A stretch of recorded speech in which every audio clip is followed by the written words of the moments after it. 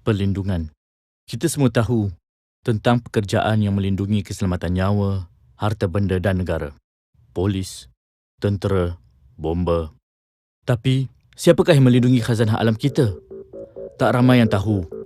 Sebenarnya terdapat sekumpulan kecil yang mempertaruhkan nyawa demi keselamatan hutan rimba, flora dan fauna yang penting untuk kehidupan kita. Inilah kisah mereka.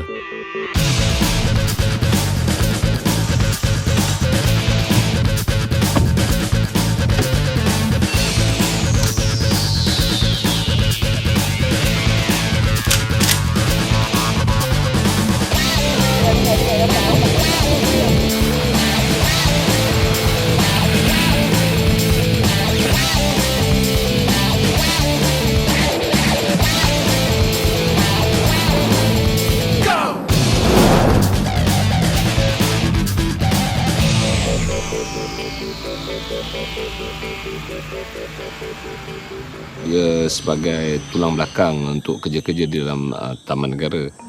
Field ni lebih banyak praktikal lagi bagus pada teori. Fokus utama kita untuk di belum ni, kita konservasi. Jadi kita cuba memelihara flora dan fauna lah. Pokok-pokok hidupan liar semua tu adalah benda yang kita jaga. Apa yang lebih penting, kreatif. Dan juga dia kena bijak dalam menangani sesuatu pada ketika itu. Yang mana masa tu tak ada, dia orang dah tak boleh refer kepada buku ke apa ke. Kita bila kerja sebagai ranger ni, kita kena ada minat lah. So kalau kata kita rasa benda tu takut, maksudnya minat kita tak ada lah. Kita nakkan ranger yang sanggup pergi memburu pemburu haram tak kira masa. Hari Sabtu, hari Ahad, hari Raya, whatever. Dan sanggup menunggu poachers atau pemburu haram di tepi jalan tu siang dan malam. Jadi kita nak orang yang macam itu, yang minat. Bukannya orang yang minat duduk dalam pejabat dengan aircon, tidak. We don't want that. Park Ranger bukan satu jawatan sekadar untuk diisi. Personality yang wajib ada, rasa cinta kepada alam. Dia kena ada semangat lah. Dia tak kisah masuk hutan mungkin seminggu, 2 minggu. Dia ada rekod polis, jenayah apa semua itu kami boleh terimalah. Yang sayang pada kerja dia, yang tak kira masa. Dia kena berani lah. Maksud saya, mempunyai keberanian untuk marah orang. Pijak gajah ke atau kena gigit buaya pucung ke. Dia mesti ada komitmen yang besar dan kekuatan mental dan fizikal yang stabil. Dia mesti ada jati diri yang tinggi. The pride is there. That is the best ranger, I think. Ranger taman bertugas menjaga kawasan perlindungan seperti taman negara, taman negeri dan rizab hidupan liar. Mereka adalah pelindung khazanah alam.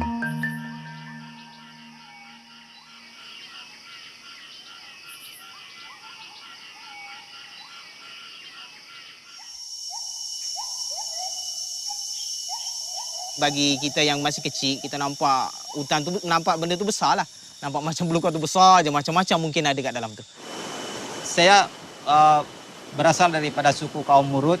Maklumlah kalau suku kaum kami, saya punya ibu bapa tiada pelajaran, tidak ada sekolah.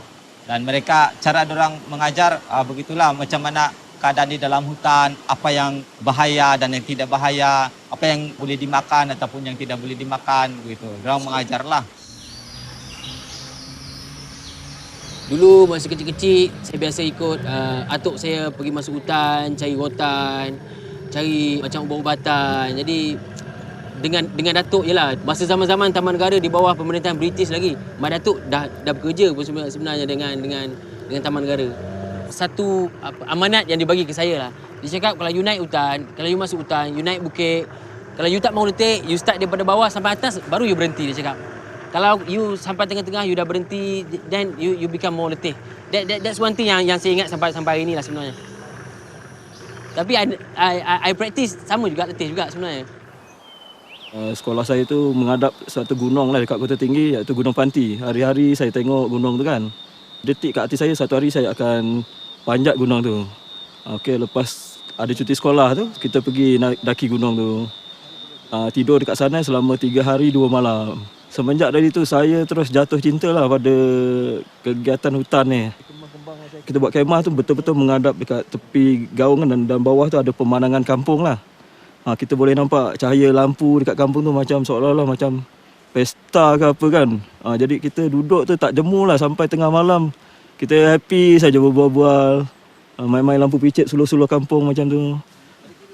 Semenjak tu bila pantang cuti sekolah je, mesti ajak kawan planning pergi naik gunung lah yang dekat-dekat dengan daerah saya lah.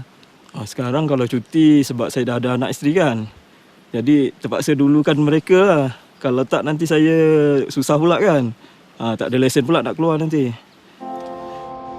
Meeting. Wah, meeting. Saya mula berniat untuk jadi Park Ranger selepas saya nampak jalan bahawa untuk saya menjadi Perdana Menteri tidak ada jalan lagi dah.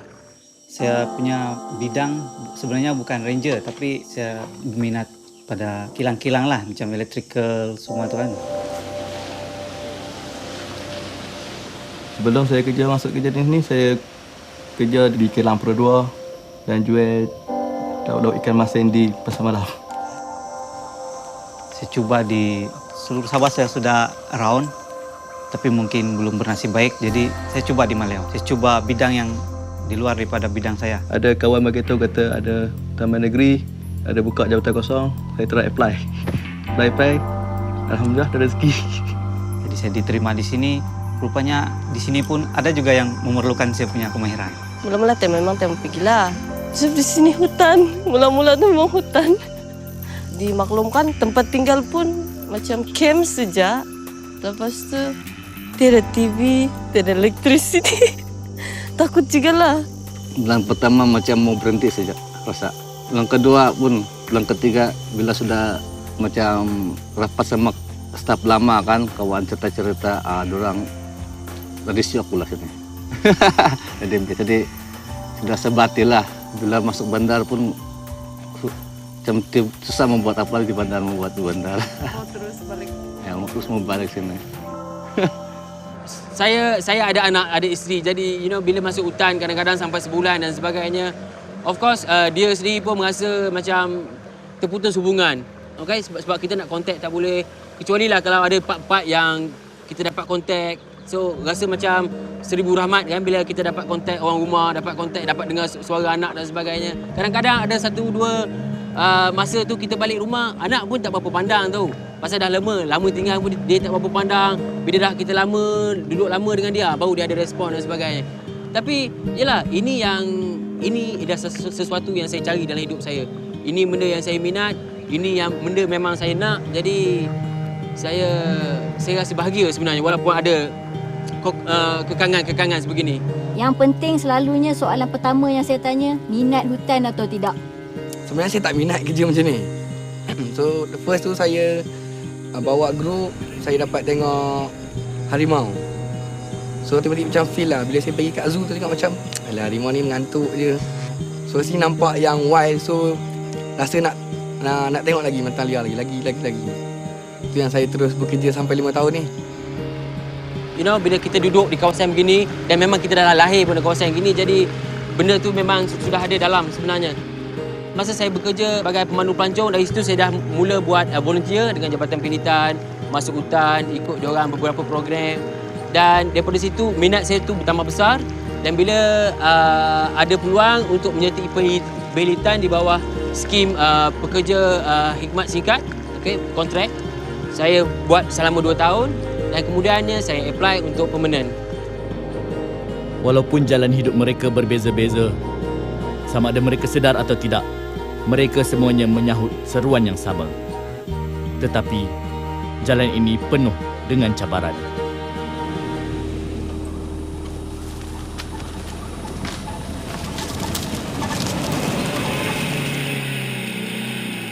Kawasan hutan di sini merupakan seperti pulau kecil dan yang di sekitarnya dikelilingi oleh ladang-ladang sawit dan getah.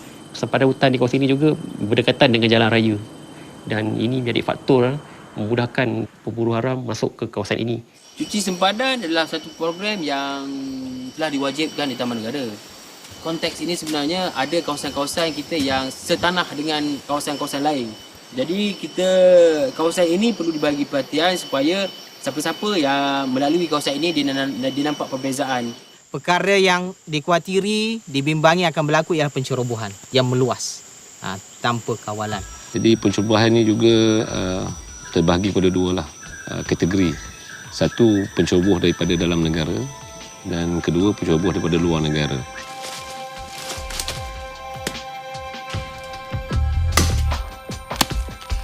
Bila ceroboh, potong pokok dan sebagainya, lama-kelamaan hutan kita akan makin sikit. Okay? Dengan kehadiran Pak Ranger, kita boleh memantau. Kami sentiasa mengkerapkan rondaan. So kalau kami nampak ada petanda, ada petunjuk terdapatnya aktiviti pemburuan haram, so kami akan bertindak juga untuk menangkap pemburuan haram tersebut lah. Kebanyakan penceroboh-penceroboh ni kita memang suka nak tangkap sebab mereka memang licik di dalam hutan. Di kawasan Taman Negara Gunung Ledang ni terdapat banyak orkid-orkid liar yang ada di sekitar kawasan Taman Negara ni, dan salah satu yang terdapat di sini yang endemik iaitu ni lah, orkid slipper ni. Bila banyaknya orkid-orkid ini di sini, banyak menarik perhatian orang yang datang ke kawasan Taman Negara ni untuk cuba mengambil orkid ni lah untuk dibawa keluar. Dan pada beberapa tahun yang sudah, kawasan ini memang banyak orkid ni lah, taburan dia meluas di kawasan ini. Tapi oleh kerana akibat pencerobohan yang sebelum ini mungkin tidak dikawal, menyebabkan orkid ini berkurangan. Di belakang kawasan saya ni ada kawasan hutan sepadan Taman Negara, di antara hutan Taman Negara dan ladang sawit. So, kebiasaannya kawasan ini menarik perhatian penceroboh hutan lah, terutamanya kegiatan pemburuan haram dan juga kegiatan pencuri gaharu. Kerana kawasan ini menarik perhatian mereka disebabkan faktor jalan raya yang berhampiran dengan hutan Taman Negara ini. Highway petrol kita akan park kereta, contohnya di kawasan ni, kami akan turun untuk trekking. Lebih kurang dalam 5 ke 10 km. Ammo, kita akan naik lagi ke atas. Kalau kita dapat kesan baru di sebelah highway, kami akan terus trekking lah. Macam kami akan masuk lah untuk riki kawasan ni. Kita akan cek balik sama ada jerat ke, ada lorong-lorong baru. Kebiasaannya bila kami membuat pemantauan di kawasan sepadan, kami akan melihat kesan-kesan rentis manusia. Mungkin kesan rentisan pencerobohan hutan mencari garu, ataupun kami melihat ada terdapat kelosong peluru ataupun jerat-jerat untuk memerangkap haiwan liar di kawasan ini. Jadi yang biasa kita akan jumpa itulah jerat dia, yang ditinggalkan jerat, penginapan dia dan sisa makanan itu saja, dan kesan tapak kaki. Jadi untuk nak tangkap tu memang sukarlah kalau hutan tebal macam ini. Okay, ini adalah satu gua yang terdapat dalam kawasan Taman Negara. Kebiasaannya saya akan datang membuat rondaan di kawasan ini 3 minggu sekali lah. Kerana di kawasan ini menjadi tumpuan orang-orang mistik yang seperti mengamalkan ilmu hitam dan juga untuk mengubati penyakit misteri di kawasan ini.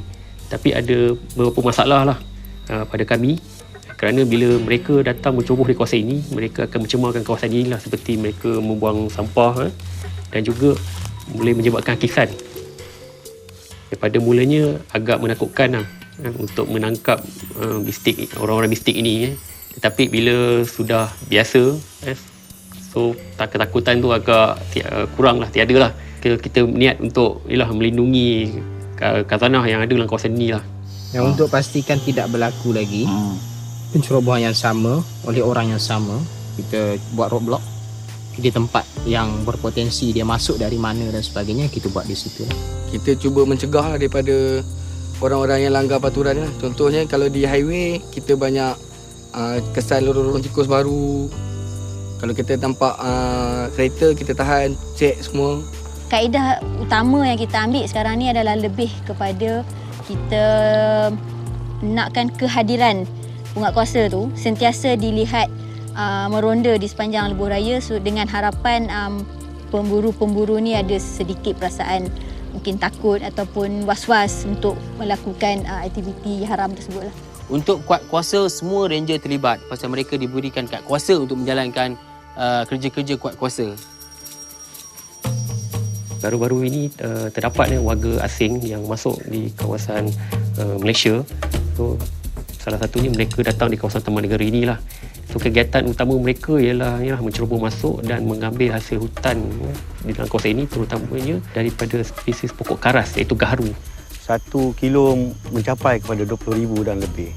So 1 kilo besar mana? Hanya macam kita selalu beli gula 1 kilo besar tu. Kalau dia ambil satu tu, maknanya income dia 20,000. Kalau dia ada 5 kilo, dia income dia 100,000 dalam masa 2 minggu. Tu. Ya, melibatkan sindiket yang terancang. Mereka sangat berbahaya dan agresif. Mereka bersenjata lah. Bila nak tangkap mereka ni memang memerlukan kemahiran lah.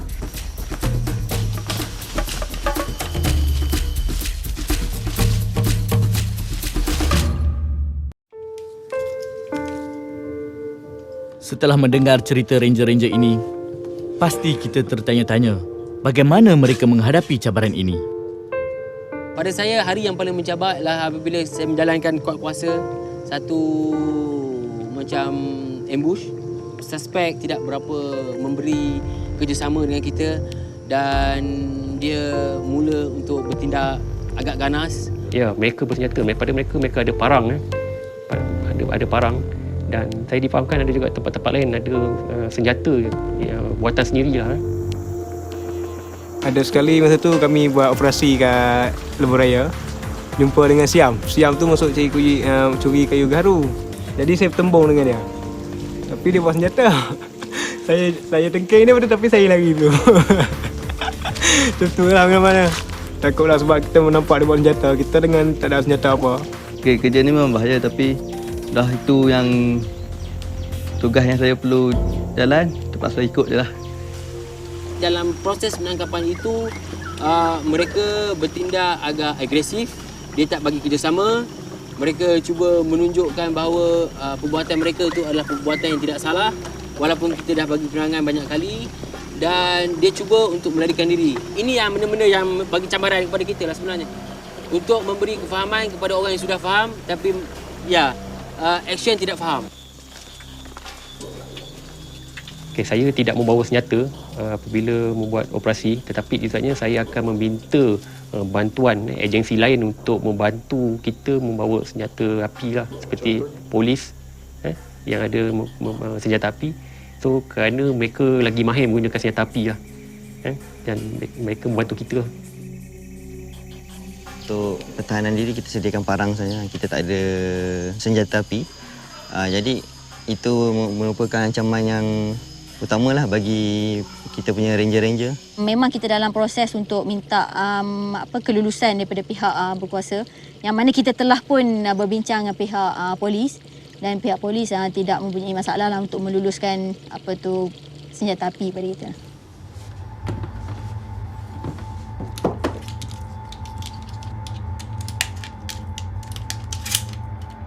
Kita juga bekalkan ranger dengan senjata api dengan tujuan mempertahankan dirilah jika ada apa-apa yang tidak diingini berlaku.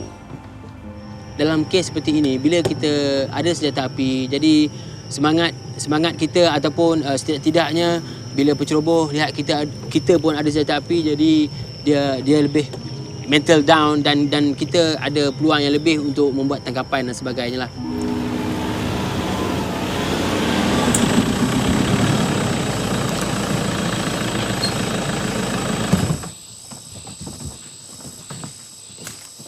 Bagi saya, bawa senjata api masuk ke hutan ni 50-50. Under safety dia 50-50. Kita lebih pada serangan psikologi lah. Kita cuba kontrol orang tu, jangan bagi dia terasa terancam. Kalau Siam ada kapak lah. Kata kalau kita marah-marah pula, dia ambil kapak tu, kat sini bagi dua pula. Dia tak boleh terus terkejar tangkap, pakcik salah, saya tangkap pakcik, grab leher orang tu. Gari dia, no. Dia kena ada pemikiran yang lebih tenang, pujuk orang tu, barulah bawa ke balai polis apa. Jadi itu yang saya kata mental, walaupun fizikal ada. Perasaan you tu boleh terkeluar. Bila you tangkap aja, you rasa puas hati. Dan rasanya Penang adalah yang pertama tangkap kayu gaharu dan kita penjarakan orang 6 tahun dan 250,000. Jadi semenjak daripada tahun 2002 sehinggalah tahun akhir 2011, kita berjaya menahan sampai 107 orang. Disebabkan kawasan yang perlu dilindungi meliputi hutan tebal yang luas, ranger taman perlu sentiasa meronda dan memantau. Ini bukan satu kerja yang mudah. Kalau untuk rondaan, biasanya kita ini untuk pencegahan sebenarnya, tak bagi orang masuk ke taman negara. Saya ingat itu is the best lah. Pencegahan adalah satu benda yang the best sebenarnya. Sebab kalau dia dah masuk, kalau dia dah masuk taman negara ataupun dia dah potong kayu dan sebagainya, walaupun kita dapat tangkap, tapi kayu sudah dipotong. Jadi ada kerugian di pihak kita sebenarnya. Jadi adalah lebih baik rondaan itu dijalankan supaya kita mampu mencegah daripada dia orang masuk menceroboh taman negara. Kami membuat rondaan di kawasan sepadan hutan, itu pun dia punya keberkesanan dia pun hanya 10%. Apabila kami buat rondaan, mereka tiada. Tapi bila kita tidak membuat rondaan, dia ada. Dan ini agak sukar jugalah. So, yang paling terbaik untuk kita menambah anggota dan juga menambah juga logistik seperti memperbanyakkan kenderaan untuk buat patrolling lah. Kerja ini memang agak membahayakan lah. Tetapi demi tugas, mereka terpaksa jalankan. Atau tidak, kita berhadapan dengan keputusan biodiversiti lah. Tetapi kerja ranger taman bukan sahaja melindungi hutan daripada penceroboh. Mereka juga perlu melindungi keselamatan pelawat yang datang ke taman.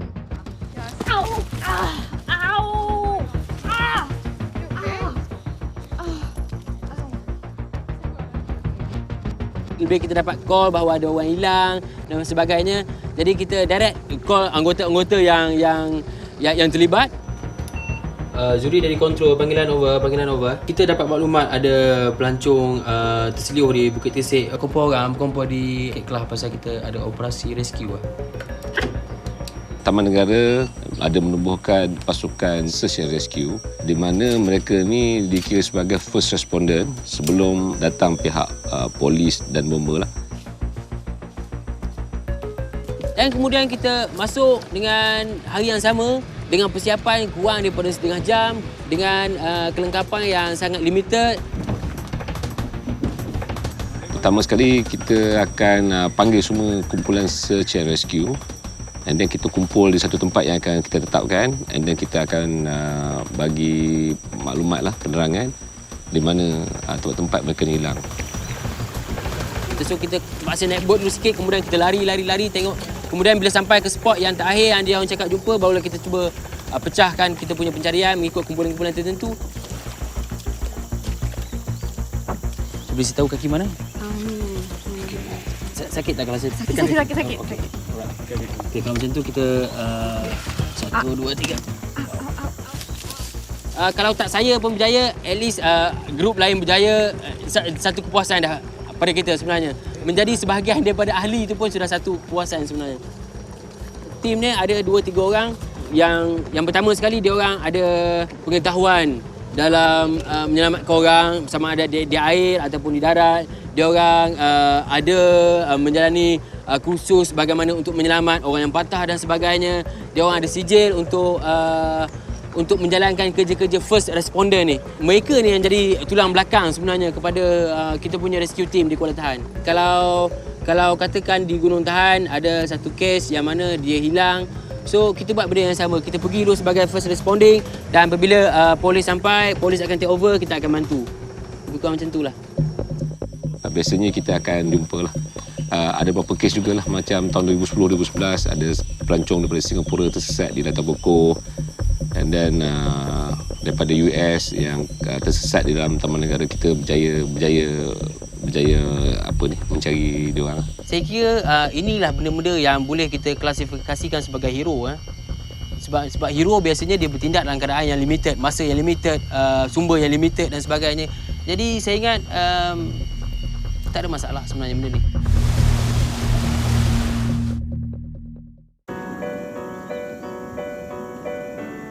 Selain daripada berani menghadapi bahaya, ranger taman juga menjalankan kerja-kerja lain yang memerlukan sifat ingin tahu, sifat ingin berkongsi pengetahuan serta bijak menghadapi pelbagai situasi. Pak Ranger ni satu kerja yang mencabar sebenarnya. Ia bukan sahaja melibatkan dengan manusia, tapi lebih penting lagi dengan apa segala jenis benda yang ada di dalam hutan. Peranan ranger tu lebih pelbagai lah. Bila dia berada di unit penyelidikan, dia akan lebih banyak terlibat dengan kerja-kerja penyelidikan dan terlibat dengan orang-orang yang menjalani kajian di Malaya Basin lah. Saya berjumpa dengan satu doktor, Dr. Tony Greer yang bagian hidrologi, dan mula-mula kami buat dengan dia, saya dengan dia lah, buat itu pemasangan itu yang weather station yang sekarang ini. Setiap hari saya mengambil itu data hujan dan ini sampel air lah untuk mengetahui itu oksigen dan sedimen untuk sebagai kajian dan untuk para penyelidik. Dan saya kumpul data itu, dan apabila ada student daripada UMS yang mengambil bidang bagian hidrologi, dan saya akan bagi dengan mereka lah. Pembantu penyelidik ini lebih banyak membantu meringankan tugasan penyelidik itu sendiri bila dia punya universiti itu jauh.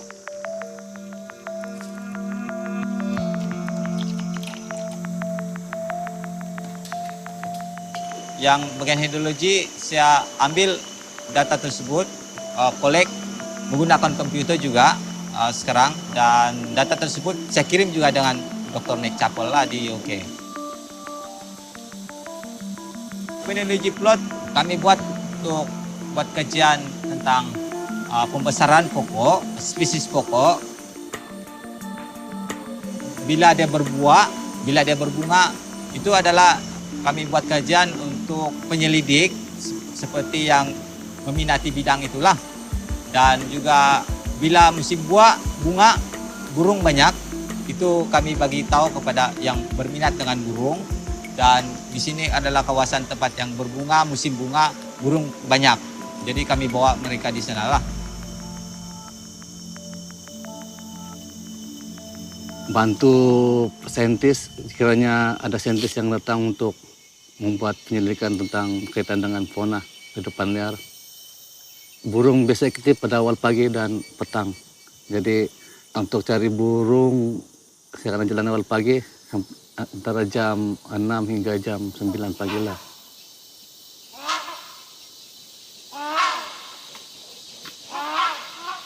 Lepas itu balik ke Makmal buat data dalam sokan data lah.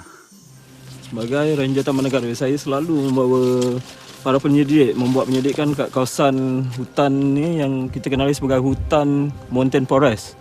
Dekat sini memang hutan yang berbeza daripada hutan tanah pamah. Contohnya dia dekat sini kalau kita tengok banyak koleksi orkid-orkid yang hanya terdapat di kawasan tanah tinggi. Ini spesies orkid Dendrobium. Dendrobium, dia sedang berbunga warna putih. Ni nampak orkid yang agak kecil ni pun spesies Dendrobium. Bunga dia kecil dan ada 2 kuntum bunga. Ni orkid ni susah nak berbunga ni.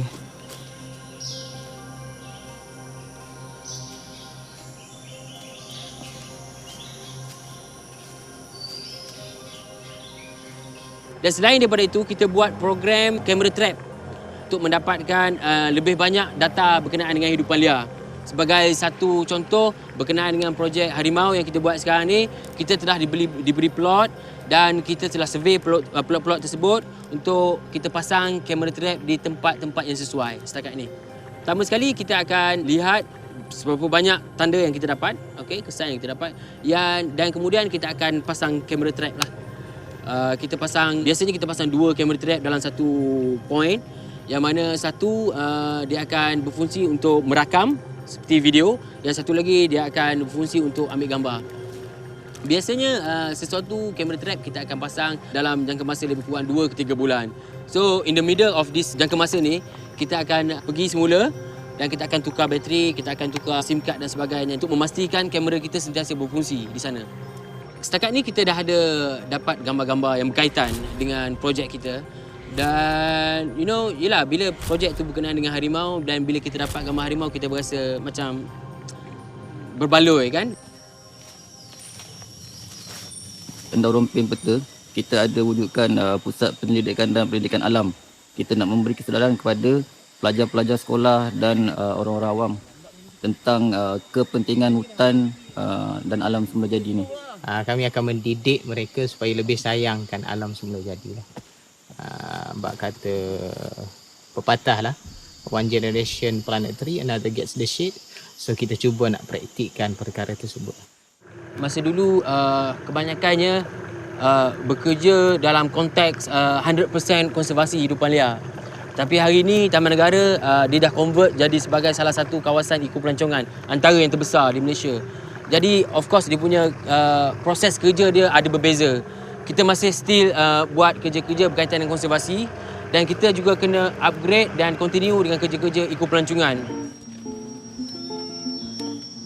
Apabila Maleo Basin terlibat dengan ekoturism, ranger ini juga berperanan sebagai individu yang menyambut dan memberi pelawat itu maklumat tentang Maleo Basin ini sendiri. Sebagai seorang ranger sebenarnya kerja saya memberi taklimat kepada pelawat tentang peraturan sebelum masuk di sini, dan bila diorang sampai di sini brief diorang tentang diorang punya perjalanan semua peraturan. Lepas tu bagi kenal diorang dengan diorang punya ranger yang guide diorang nantilah. Pertama sekali setiap pelancong yang masuk ke Taman Negara, mereka memiliki permit masuk ke Taman Negara pertama, ataupun kepada mereka yang membawa kamera mereka mesti mengambil lesen kamera, ataupun pemancing mesti mengambil lesen pancing dan sebagainya. Itu satu perkara. Memancing boleh, cuma yang mereka tak boleh merawai, pasang pukat. Sebenarnya kalau sekiranya ditangkap ataupun kita dapat kesan yang mereka melakukan kesalahan ataupun melanggar peraturan-peraturan di Royal Bloom, pihak perbadanan ataupun penguatkuasa, ranger penguatkuasa, kita akan menyenaraikan hitam guide yang bawa. Kita tidak mengenakan tindakan terhadap pelancong. Jadi pemandu pelancong yang membawa kumpulan tersebut, kita akan senarai hitamkan selama 6 bulan ataupun setahun mengikut pada kesalahan yang mereka buat.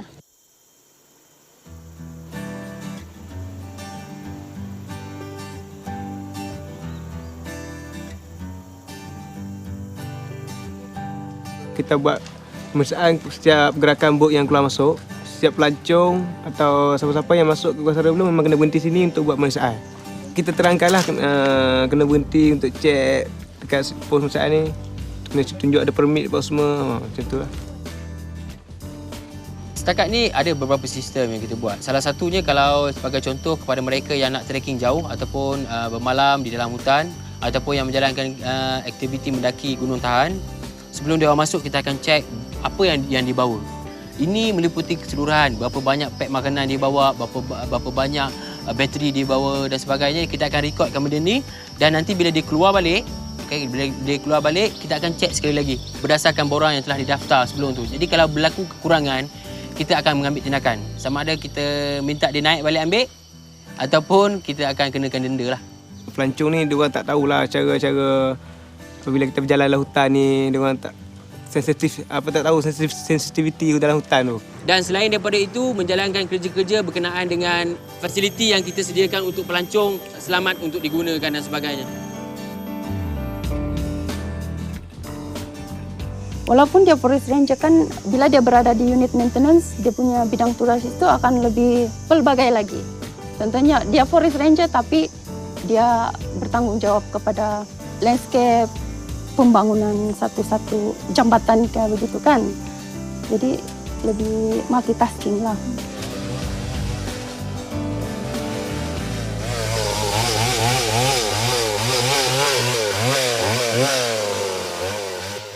Bukan semua orang boleh buat kerja ni. Dalam Malaysia ada berapa orang je ranger?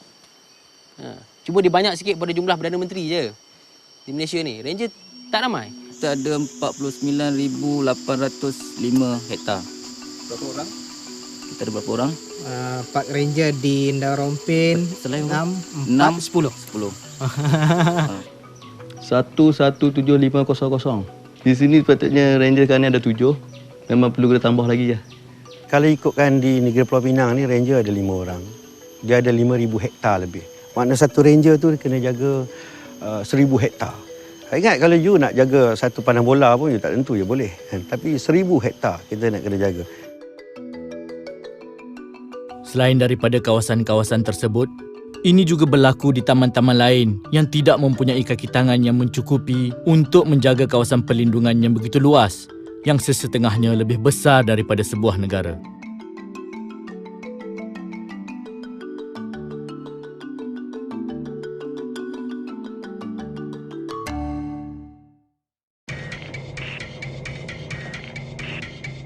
Memandangkan terdapat halangan dari segi bilangan dan kepakaran ranger taman, orang asli juga memainkan peranan yang penting untuk membantu melindungi khazanah alam. Orang-orang asli ni, mereka juga terlibat dengan ranger penguatkuasa. Mereka memang bekerja sama rapat lah dari segi kerja, penguatkuasaan dan sebagainya. Orang di sini, mereka mesti mahir dalam hutan. Mereka pun dulu sebelum masuk taman negeri, mereka mencari rezeki di sini, tangkap ikan, cari kayu. Dulu masa kita tak tahu dulu kan, kita pakai redah je. Ikan kelapa, ikan kelah lah. Ikan semua kita bawa balik lah. Tapi sekarang taman ni ambil alih kan, kita dah tahu kira undang-undang dia macam mana. Diorang expert sikit sebab ni kawasan diorang. Diorang memang expert kawasan ni lah. Jadi kalau kita tak tahu apa macam kawasan ni, binatang apa yang banyak kat sini, kita banyak tanya kepada Pra ni. Cuma binatang lain yang mereka tak kenal lagi lah. Ke dalam hutan tu kita akan tunjukkan. Harimau dia berapa tapak tu kita ajar lah. Ni harimau, apa ni, kumbang ke apa ni. Walaupun kita buat GPS dengan peta pun, tapi kalau dah lari sikit kita akan pandu kepada Pra juga. Memang kawasan trek tu memang selalu jalan dalam hutan ni. Kalau bagi saya, kalau macam ranger ni, kalau pergi dalam hutan tu, mungkin mereka rasa pergi juga tapi rasa terkilan lah sebab takut pergi ke dalam hutan kan, takut sesat apa ke. Mereka nak balik ke highway, macam mana cara dia. Kalau kami katakan macam saya kata orang asli lebih pandai pun tak boleh juga. Saya kata ranger tak pandai pun tak boleh juga. Dia macam orang asli dia tak terpandai sangat tapi dia macam pelajaran memang tak ada pelajaran tapi dia berpandu daripada masuk hutan kan, dia berpandu pada pengalaman sikit-sikit lah masuk hutan tu. Bukan katakan kita teral sangat tapi bolehlah dia ikut segi pengalaman kita tu, boleh kita akan ikut balik lah. Di samping itu, ranger muda juga bergantung kepada bimbingan ranger yang lebih berpengalaman. Benda yang paling utama adalah educate ranger tu sendiri dulu. Training yang melibatkan Park Ranger ialah berkenaan dengan bagaimana untuk survival di dalam hutan. Okey, dia akan ajar bagaimana cara untuk berkemah. Dia akan ajar bagaimana cara memilih kawasan yang selamat untuk berkemah. Dia akan ajar bagaimana cara untuk mencerap hidupan liar. Bagaimana cara yang betul untuk mendapatkan data hidupan liar dan sebagainya. Ini adalah benda-benda yang diajar di dalam training setelah kita menyertai Park Ranger sebenarnya. Dia nak jadi ranger ni, dia masuk, kita akan train 3 bulan. So after 3 bulan tu kita akan tanya balik, dia boleh bekerja ke tak boleh bekerja? Sebenarnya kita tidak membuli mereka. Kita tidak bully. Memang tidak ada tidak ada membuli lah. Cuma pekerja yang baru kita beri lebih kerja sedikit. Lebih sedikit kerja supaya lebih cepat mereka belajar. Itu sebab utama.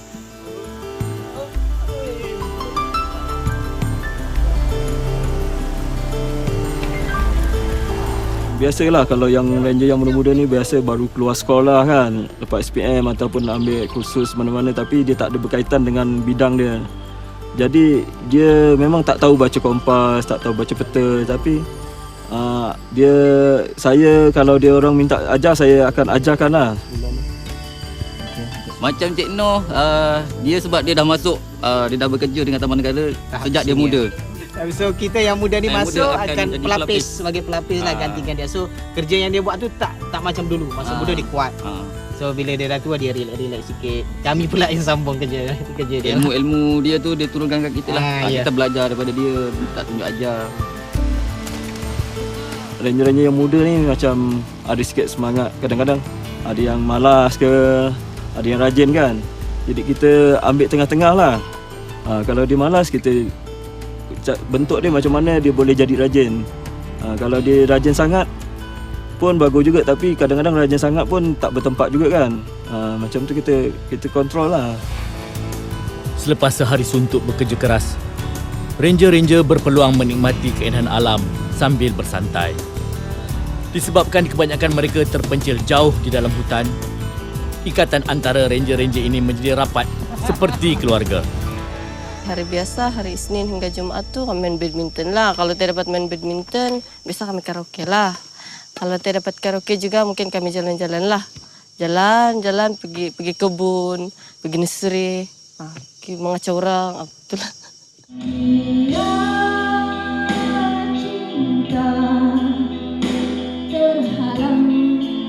Memang hampir setiap malam ada rumah yang berkaraoke. Itu untuk menghilangkan tension lah mungkin tu.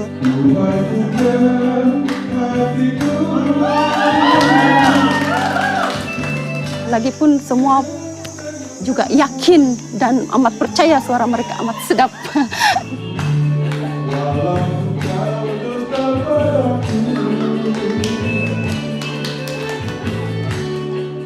Kami akan buat BBQ. Tinggi-tinggi gunung Kinabalu, tinggi lagi sayang sama kamu. Arud, mana suka je tu? Dia macam rumah I. Tahu, dia macam sebahagian daripada rumah saya, sebahagian daripada kehidupan saya. Taman Negara East F is my favorite place.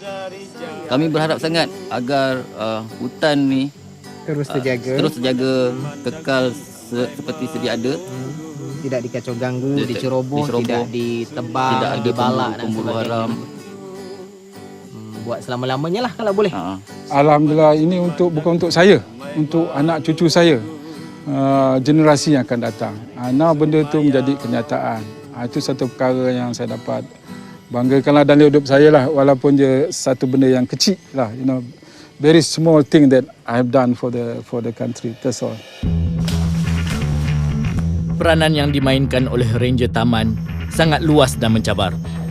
Mereka berhadapan dengan pemburu haram yang bersenjata, menyelamat pengunjung yang sesat dan membantu menjalankan penyelidikan. Mereka sewajarnya dihormati, diiktiraf dan disokong. Mereka adalah pelindung khazanah alam kita. Mereka adalah Wira Rimba.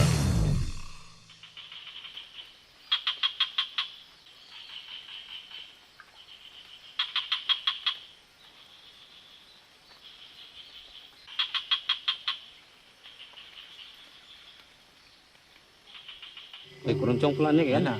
Kita kasih keroncong. Tinggi-tinggi gunung Kinabalu, tinggi lagi sayang sama kamu. Bila kita tengok hijau, kita bangun pagi buka mata hijau, bangun pagi buka mata hijau tu, ia memberi ketenangan dan hijau itu akan membaiki mata kita. Kalau orang bujang menjadi Pak Ranger, senang untuk mendapat jurus. Biasanya. Kemudahan, telefon ada, internet ada. Kalau mau karaoke di bandar daripada membayar di sini free. Kecuali shopping lah, tapi boleh online shopping juga. Ni sungai kan? Banyak-banyak sungai. Sungai apa bau busuk? Sungai Kentut lah. Sungai Kentut? Mana kau tahu? Dah Kentut bau busuk, siapa bau wangi? Ada ke tempat di sungai tu? Tak tahu, saya main teka je. Betul lah jawapannya. Bila bawa sumpit kita terkejut lah. Apa hal ni bawa sumpit kan? Punya sumpit tu dia bagi dia punya reason. Kalau Cik dengan ranger-ranger Cik masuk hutan bawa senapang, kenapa kami tak boleh bawa sumpit? Probability to get lost is small. Although you still sesat, but you can find your way back to your camp. Gitu kata? Terus. Kumpani, jeru-jeru kayu bala. Pandai cari makan, kim sinonga beribu-ribu.